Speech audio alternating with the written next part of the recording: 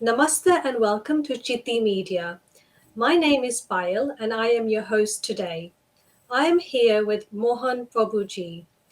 He has been practicing Bhakti Yoga and serving by cultivating congregations and conducting Bhagavad Gita classes, both online and offline, to a wide range of audience. He comes from a unique background and has a very fascinating story to share with us today. Mohanji, Hare Krishna, how are you today? Hare Krishna. I'm doing well. I'm excited. Thank you. And yourself? I'm well, thank you. Good to know. So, my first question: what were the triggers in your life for you to begin seeking answers beyond the faith you were born in, which is Islam? Thank you so much for that question. And this question, I want to break it into three. So, the first one that I want to focus on is really my experience in the education system here in the UK. It really brings to mind a very beautiful piece of advice that my mentor gave me, which was that Mohan, if you tell a lie long enough, it becomes a truth. If you tell a truth long enough, it becomes a culture. And if you practice that culture long enough, it becomes a tradition. And I feel that somewhat I've grown up in a society where there are a lot of things that we've accepted without questioning. And one of them being that we must follow Dharma without really questioning what Dharma really means. So, therefore, and especially this is something that was indoctrinated into me, encouraged in me when I was in school. There wasn't really much opportunity, facility, resources to be able to ask questions. And those that I was asking questions were not so um, deep in their understanding. So I grew up in that particular sort of culture. I grew up in that particular sort of environment, and an environment in which greediness was something that was also a lot encouraged. And I understood from a very young age that these are not my qualities. To be greedy, to be selfish, to exploit, to use things in order for my own benefit. So I used to question a lot. When I was in school, I used to question a lot, and it got me into a lot of trouble because I wasn't really quite fulfilled and satisfied with the answers. And as a result of it, I used to get into a lot of trouble. And those troubles made me really feel like, is there something wrong with me? But I really like actually what makes you different makes you dangerous in today's society. So, yes, I was a bit different in school. I had a lot of questions, and it wasn't about algebra or English or maths. It was about who am I? Why am I here? Where is my destination in life? Others? How is it that I can support others? How is it that I can also encourage others on their journey? And you know, really explore these questions in depth, then a lot of people experience what I used to experience, which was spiritual suicide. So that's the first one. That was me growing up in school, and school triggered a lot for me. The other one is that I grew up in a very toxic environment. I grew up in a very toxic surrounding with a lot of toxic people. My life was very challenging. It was very, very difficult. I went through depression, through suicidal thoughts, through many, many, many different negative emotions and feelings. And so, therefore, growing up in such environments and in such surroundings, I was really attempting to make sense of my life, to make sense of what was happening to me, and to make sense of how Bhagavan actually fitted into the whole equation. Actually, sometimes we think life happens to us, but as I have come to discover, life doesn't really happen to us, but it happens for us in order for us to come closer to Bhagavan. Because from a young age, wishing that I had a very beautiful life, the material world was really exposed to me and how much suffering there can really be in this world. How much decline there is in selflessness. Rather, there's a lot of selfishness. So that was another thing. And I realized that people do the best that they can with what they can. or people do the best that they can with the knowledge that they have. So that even to explore my bubble, my horizon, and to see that there must be a knowledge, there must be a Vedanta that is more descending rather than extending. So me trying to just figure out things on my own, I really turn to the Shastras, to knowledge in order to really make sense of what's going on around me. That was another thing. And Korea was the last thing. Um, Not many people know this, but before I became a monk, before I became a brahmachari, I ventured out into the world of entrepreneurship, ventured out into the world of exploring that if there could be a possibility and opportunity for me to become successful, to become happy, which is what everyone is looking for. Actually, the nature of the Atma is that it wants to love and be loved. But people have a very different understanding of what it means to love and be loved. They think that love means that I need to accumulate external materialistic objects in order for me to feel valuable, in order for me to feel worthy. And I was also one of those person. But as I ventured out onto that journey and I was going deeper and deeper into that journey, I realized actually even billionaires are very unhappy. Even millionaires are looking for a sense of purpose that is just beyond the accumulation of wealth, the accumulation of a particular lifestyle. You know, it's quite sad how in today's world we've actually increased the standard of our living, but not the standard of our life. So these were the three things that kind of really triggered me. And I thought that there must be something more to life beyond just the scope of what I'm experiencing, seeing, feeling, and willing. Very interesting. So, my next question, what brought you into Dharma even after converting to Christianity? What really brought me into the Dharmic path, what really brought me into the Dharmic path is that sense of Seva. One thing that I have personally experienced that is in this world, we do a lot of good. But it's not just about what we are externally doing, but it's also about what is internally developing root. This path of Dharmic has really helped me to become more introspective, to recognize, to realize, to acknowledge what it is that is going on inside of me, just as much as what is happening externally. So, you know, in the world, and especially even before I came into the Dharmic path, there was a lot of this sense and this mood and this feeling of, I want to do good for others because it's going to make me feel good. And actually, in the Gita, it mentions how, you know, devotional service should be unalloyed, uninterrupted, and it should be selfless. It's not that I want to do good because it's going to help me to make me feel good, but it's rather I want to do good because that's the nature of the Atma. That's who I am, to serve. So what really captivated me, what really drew me in is Seva. Seva in its purest sense. Seva in its most beautiful sense. Because when there is this sense of I also want something in return, then we develop attachment. And with attachment comes obsession. We've all experienced this. We've all experienced this. We do things in the world and we have a sense of expectation. We have a sense of, I also want something in return. No matter who it is, whether it's a business person or a religious person, everyone wants to do things because they want to feel good.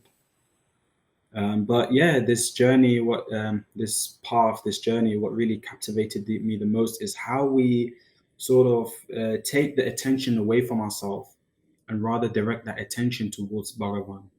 How we actually direct that attention towards that selfless, that mood of selfless giving, that mood of selfless love, that mood of really caring for others. And the natural byproduct, the natural symptom of it anyway, is that you feel good without even expecting that feeling, that emotion. So yeah, I've learned how to transform my expectation into appreciation, into gratitude. And So, when we would are you able, say Hmm? would you say Seva has recuperated your life? Of course, of course, you know. one of the things that everyone wants to do in this world, one of the things that everyone wants to be in this world is a leader. And we have a lot of leaders, but we don't have enough servants, as they say. And so for me, taking that position of serving, of Seva, to others, it's beautiful. Because the natural symptom of it is that we are also then able to inspire those around us. And not only that, another thing that really Seva has done is it has allowed me to overcome my depression. Seva has allowed me to overcome my feeling of suicide. Actually, one thing that I want to share is that every material crisis in this world stems from a spiritual crisis. The reason why the world is the way it is, the reason why people feel the way they feel is because that there is a spiritual decline, a spiritual crisis. And until we can learn to resolve what that spiritual crisis is within us, global revolution begins with personal resolution. So we need to be able to introspect. We need to be able to regularly question. We need to be able to turn that theory, transform the theory into practicality. And how do we do that? By getting out there and really using our mind, body, and speech for Seva. And when we are able to do that, then we are able to transform and become the best version of ourselves. So it's helped me to do that. And not only that, like I said earlier on, it's really helped me to transform theory into practicality. There's only so much Shastra can give us. There's only so much. You see, the problem in the world today is that we are drowning in information. We're seeking for wisdom. But wisdom just doesn't just come about through studying, through learning, through just, that's very ritualistic. That's very dry. Actually, wisdom comes through the practicality of giving oneself to Bhagavan, using our mind, body, and speech, everything in Seva. Then what happens is that knowledge deepens and it becomes wisdom, and that wisdom deepens and it becomes realization. So there's not a lot of realized people today. And how is it that I'm able to say that? Because actually society mirrors that. We can really tell that how advanced a civilization may be. We can really tell how advanced people are, the world has become based on the symptoms of what we're seeing. Is it that compassion, love, encouragement, support? Is it that these things have risen, or is it just our technological advancement, our industrial advancement, all these things that have risen? Because if that's what's risen, then we have not understood the purpose of life. Then we're simply existing, but we're not living. And everyone thinks that, this belongs to me, that belongs to me, this belongs to me. But actually, we're not the proprietor. We don't own anything in this world. And one very classic example that comes to my mind is really Alexander the Great. This is a person that ideally and practically so many people want to become.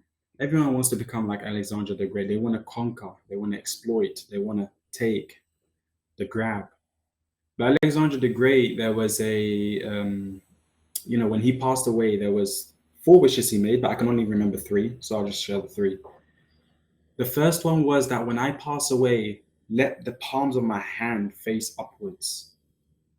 The second wish that was that when I pass away, let the goals and everything that I've accumulated, let it be thrown on the pathway to my grave. The third wish was that when I pass away, let 4 of the best doctors carry my body to my grave. So the first wish that he made, let the palm of my hand face upward, means that we actually come into this world with nothing and we leave with nothing. The second thing, that no matter how much we've accumulated in this world, we will have to leave it behind. The third is that no matter what resources we have, what facilities we have, what it is that we have, we cannot escape the reality of death. So Seva has really allowed me to do that. It has allowed me to sort of deepen my understanding of the reality of the world. And to be able to give people something substantial, something genuine, something real. So beautifully explained. So my next question, what do you feel are the main differences between Dharma and the Abrahamic religions? That's a good question.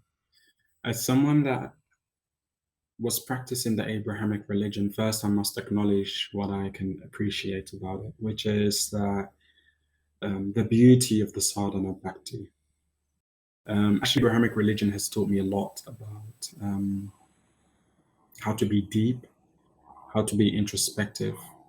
But personally, myself, I guess one of the things that I desired the most and I really wanted the most is something a little more of a personal relationship than just awe and reverence.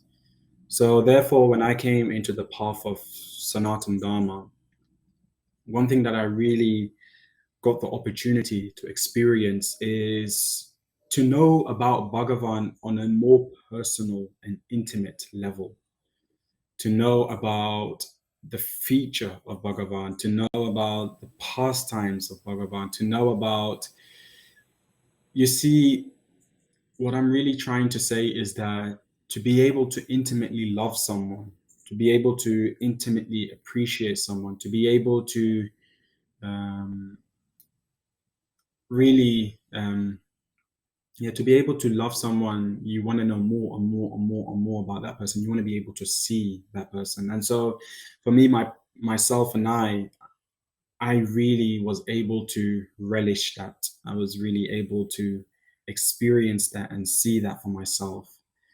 Um, yeah, and so therefore, the more you are able to know and understand someone, then it goes beyond just awe and reverence. It goes beyond just um, yeah, I would say that. Awe and reverence. Very inspiring. I've not really heard that answer before, so it's yeah, a very unique answer to that question. So what benefits do you Dharma can give to the world? The benefit that Dharma can give to the world is that it allows people to explore their inner world rather than to just identify themselves with their outer world. One of the biggest perplexities and the biggest problems in today's world is that, as Martin Luther King says, that man has become able to create guided missiles, but they've become misguided themselves. So therefore, in today's world, is that, like I said, we have learned to become so fixated and so focused on developing and in improving the quality of our convenient life. As a result of we're less compassionate, less loving, less understanding. We've learned to communicate less, even though we have so much social media advancement. So therefore, Dharma can really improve the world because it first of all establishes that we're an Atma, which is essentially the most important thing. An example, an analogy that I can use is the cage and the bird. That in today's world, we're focused so much on decorating the cage, making the cage pretty, putting nice things on it. But as a result of it, the bird inside, which is essentially the Atma, is starving. So we're all starving. We're spiritually starving. And as a result of it, what happens when someone spiritually starves, then the intelligence is gone. And so people become more reactive than responsive. People become less tolerant and more compulsive. People think less and act more. So that's what Dharma really allows one to do, to explore their inner world, to explore what are the perplexities that I am experiencing internally and what is it that I am supposed to be doing. Because actually, another thing that Dharma really teaches us is to tackle the root of the problem rather than just dealing with the symptoms of the problems. Today we have so many problems, and all we can learn to do is just deal with the symptoms of it. But actually, if we can learn to deal with the roots of the challenges and difficulties and the problems, then we wouldn't have to experience those symptoms. You see, in this world, there's enough for all of our need, but there's not enough for our greed. And so, as a result of subsiding Dharma and becoming more materialistically engrossed, um, we've become a little selfish and a little greedy, if I may say so myself. So this is what Dharma can do. This is how Dharma can improve the world. It helps us to acknowledge that Bhagavan should ideally be the center of all of our activities, everything that we do. Without having Bhagavan in the center of our activities and all that we do, then man can become corrupt and man can become exploitive and man can use the material resources in order to feel superior, to feel powerful, to feel strong. And with these feelings comes pride. It comes a sense of entitlement. It comes a sense of I'm the best. But actually, our constitutional position is not to think that we're the best. It's not to think that we are powerful. It's really to take the position of servant. You see, material life teaches us that, to be a servant is a very menial thing. But actually, in Dharma, we're taught that to be a servant is the highest thing that we can do, the highest So well duty. put. So well put. Thank you. So my next question, we're going to move on to education. As you mentioned, education as one of the triggers of you seeking beyond in your first question. So do you think a more holistic and child-centric approach to education will build a society where humans will tend towards universal harmony, a more dharmic worldview that this is, rather than a competitive divide and conquer approach which exists right now, like you mentioned in your previous question? That's a very beautiful question. I remember once I was in school and I was sitting next to my friend. And then after that, I just wanted to help my friend with a particular question that he was confused about. And as soon as I tried to help him, the teacher told me, you don't focus on helping others, focus on yourself. You need to learn to get far in life, not help others get far in life. It was actually quite bizarre, but it was really an eye opener for me from a very young age that actually we're taught from a very young age to be selfish. We're taught from a very young age to be greedy. It's all about me instead of we.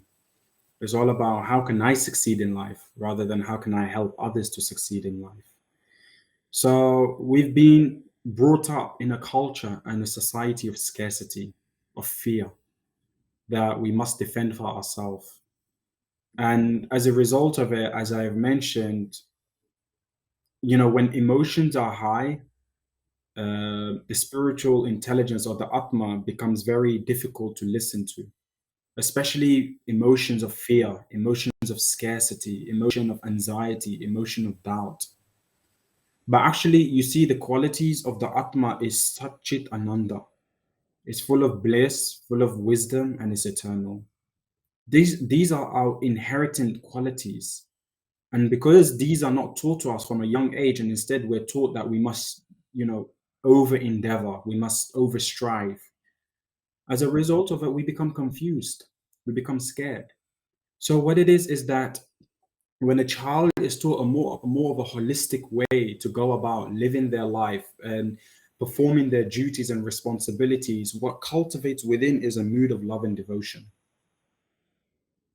This beautiful mood of love and devotion. Then what happens is that when that person sees the suffering of others, they take it almost as like, that's also my suffering. It's not just about me being wounded. When I see others wounded, I want to attend to that wound. We develop empathy, we develop compassion, and a very selfless mentality rather than a selfish mentality. Actually, we go out of our way to see if there's ways that we can help others practically. We develop a very selfless mentality. And the most beautiful thing, the most important thing is that we actually see everyone as in relation to ourselves. We go beyond just identifying each other as a biological family, but we see each other as more than that. Actually, whether that person is not biologically related to me or not, we're still parts and parcel of the same Bhagavan. So therefore, that person's difficulties, that person's challenges are also my difficulties and challenges. Actually, when one person suffers, it's almost like the whole of society is going through that suffering also. I know this is a very sort of this is a very sort of a transcendental way of observing and seeing things, but actually, let's even take it like, for example, a business. In a company, let's say within a sales department, if one person is struggling to keep consistent with their sales, it affects the whole overload score. So now we can take that same analogy and example and apply it in the world today. That because there's a group of people that are suffering, that are going through challenges and difficulties, and not just a group of people that are going through challenges, but because we're not aware of our identity and who we are, we're just going through a lot of conflict and calamity. We're going through a lot of confusion. Beautifully said. So, follow-up question on this. On a practical level, in Britain, unlike other countries, there's very little room for alternative education methods, even when it is very clear the current education system is failing so many children. So, from a dharmic perspective, what drastic changes do you think the government needs to make for the overall well-being of the children and society in the future? That's a beautiful question. Our spiritual master, Srila Prabhupada, says here that like one thing that he always emphasizes a lot is that you're not the body. One of the most important thing that actually the education system here in the Britain, in the UK, that we can first do is help people to shift their consciousness from external to internal. It's actually quite really sad. You know, people accumulate a lot of money to buy things that they don't need, to please people that they want to feel worthy of their praises and values. You know, but in the end, it's that the most bizarre thing is that they don't even really know themselves. And so therefore, the most important thing actually we can first teach children is that you're an Atma. You know, my mentor actually told me something very beautiful once. He said, Mohan, the problem with you is that you're trying to do too much to be loved. You're doing too much to feel worthy. You're doing too much to feel valuable. But actually, if you could just recognize for a moment that Bhagavan loves you, whether you do big things or small things. Bhagavan loves you whether you make it in the world or you don't make it in the world. Because in our eyes, we make a distinction between what is great and what is not. But through the lenses of Bhagavan, actually, we're all parts and parcel of him. He loves every single one of us as we are.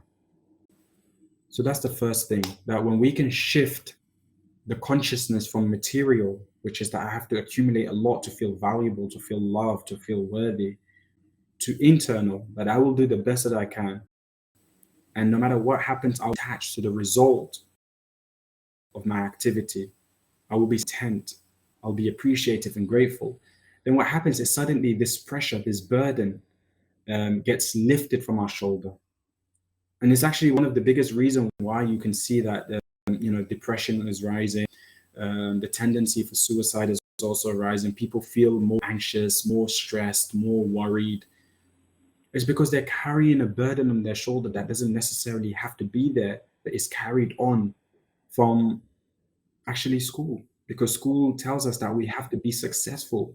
We have to be externally successful. We have to do this and do this and do this in order to be happy. But imagine if you can learn to first be happy and then get on with your activities. Then whether you achieve something or don't, it doesn't matter, because your value, your worth, your happiness is not connected to that thing that you feel so desperately you have to get accomplished. So that's the problem. We need to shift. And the first thing that the education system that we can really teach people is that you're a spiritual being, or you're an Atma having a physical experience of life. The second thing, like I said, we're drowning in information and we're seeking for wisdom. The problem in this world is that there's a lot of experts, but they're not very self-realized in the field that they're educating and teaching in. So therefore, in Sanskrit, there's a terminology called acharya. These are the sort of people that we need to turn to. People that have went the way, seen the way, and they've guided many, many people along the way, and they're able to do the same for us. It's like when I to my closest relatives and I used to ask them, so why are we doing this? But they're not a profession in that field. So therefore, it's not that they don't want to give the answers, it's that they're unable to give the answers. It's like going to a lawyer and asking the lawyer, so, how do I operate on this body? It's not his field of expertise. He hasn't had an experience in that. You go to a doctor to ask that question, and you ask a lawyer to ask questions about the field and things that are regarding what lawyers do. So same is that in society, we have a lot of people teaching us, but many people haven't really realized that journey themselves, haven't wholly, completely experienced that journey themselves. So therefore, we need to sort of, the acharyas and the pandits, those that are self-realized in knowledge, those that are self-realized in wisdom, those that are able to guide society into a more spiritual direction in life. Those are the sort of people that we need to give our focus and our attention to. And when we are able to do that, then yes, in addition to that, we learn algebra, we learn maths, we learn science, we learn whatever else it is that we need to learn in order to achieve and accomplish other things in life. But we must establish the priority to be first that we're not just this physical body, we're Atma, and that the purpose of life is not just to be successful, but is to become self-realized, to become conscious of Bhagavan and self-realization. And when we are able to do this, then we don't become so attached. We don't become so obsessed with whether I make it or don't make it. And the last thing is, which is the most important thing, is that in the education system, we're taught a lot, where the emphasis on being successful is stressed so much. But what about the emphasis of also taking care of ourselves? In the nectar of instruction, there's a beautiful text there which talks about actually how one should not eat too much, nor eat too less. Shouldn't sleep too much, shouldn't sleep too less. One should do everything in moderation. So this is another thing that we need to educate young people or the children in how to actually take care of yourself, because with a diseased body, and the possibility of practicing any form of sadhana bhakti is difficult. To focus on anything is difficult. So you have to have a healthy body in order to be able to then practice, Bhagavan consciousness or sadhana bhakti, to practice sadhana bhakti. So these are the three things I feel that if it is immediately placed, then we can have a more flourishing children that can build a better future for our society. Beautifully said. So, in a nutshell, there you're saying that children are just not an empty vessel to fill with knowledge. There's more to education than that, which needs to be thought of in Mhm. thinking of a new system overall. Would that be right? Can I, yeah, can I add one more thing? Mm-hmm. Like, even before I became a brahmachari monk and I was given a lot of inspirational talk and motivational talk, I could really tell that, like, once I was at this event, um, and so this individual, he was doing motivational talk for 40, 50 years, and he would be able to captivate the attention of like 30, 40,000 people.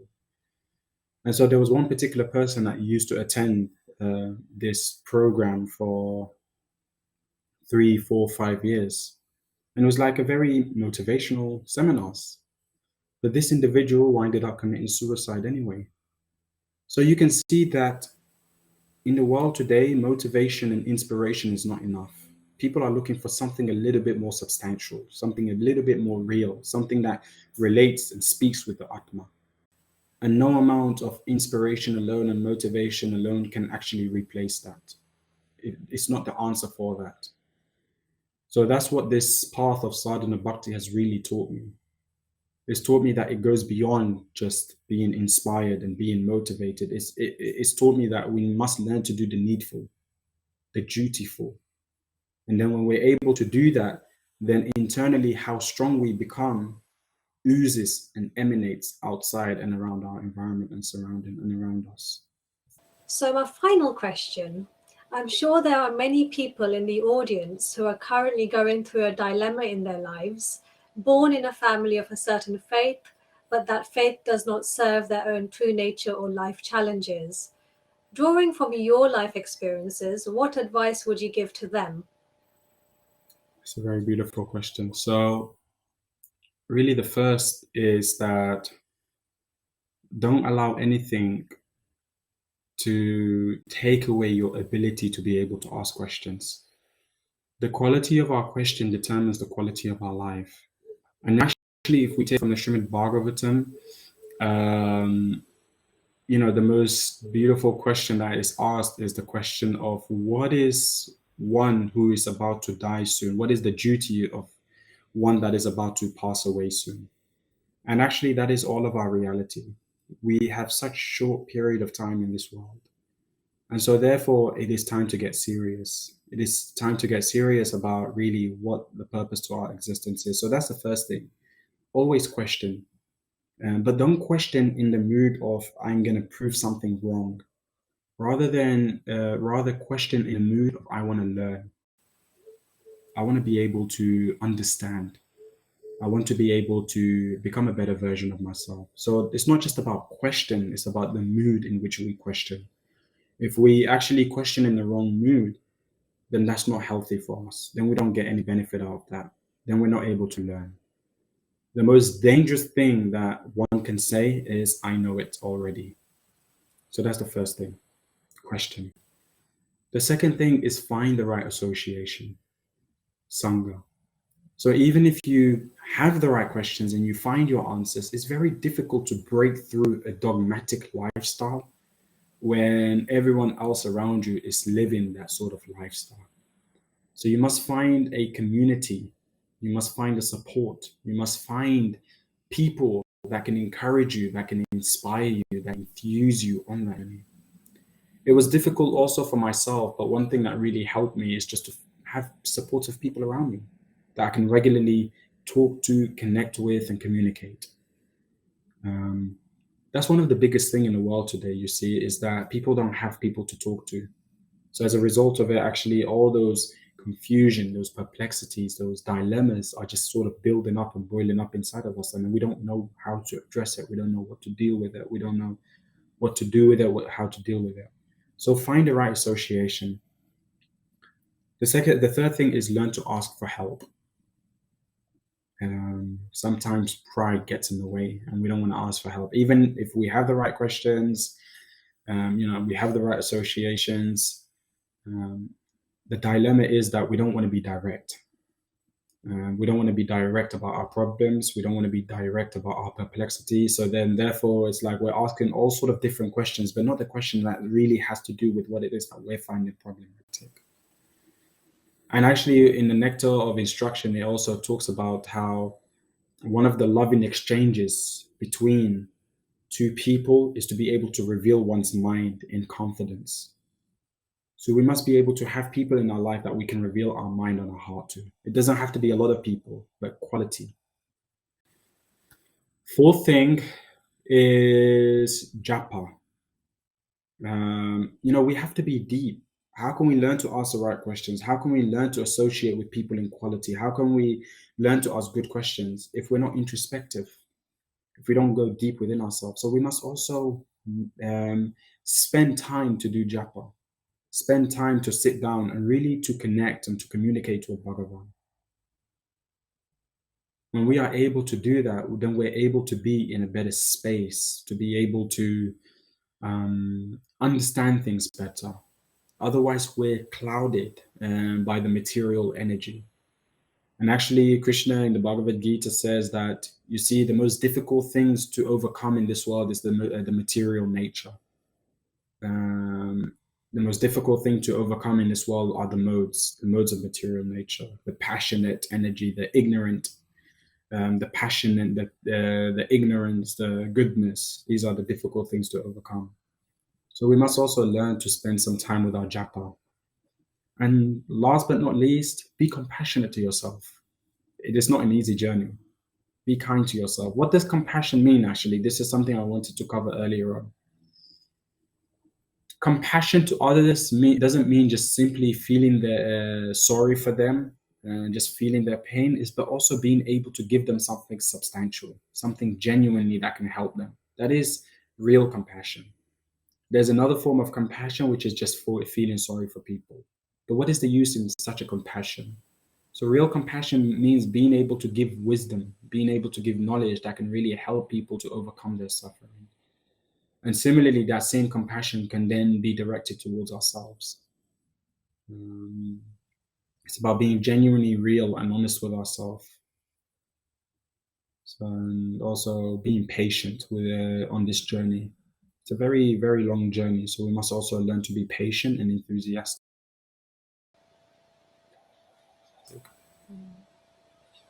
Wow. So Mohanji, dhanyavad for sharing your insights today. So interesting and so many life lessons to learn from you. Many blessings always. And thank you to the audience for watching. Please do subscribe to Chitti Media. Namaskar to all.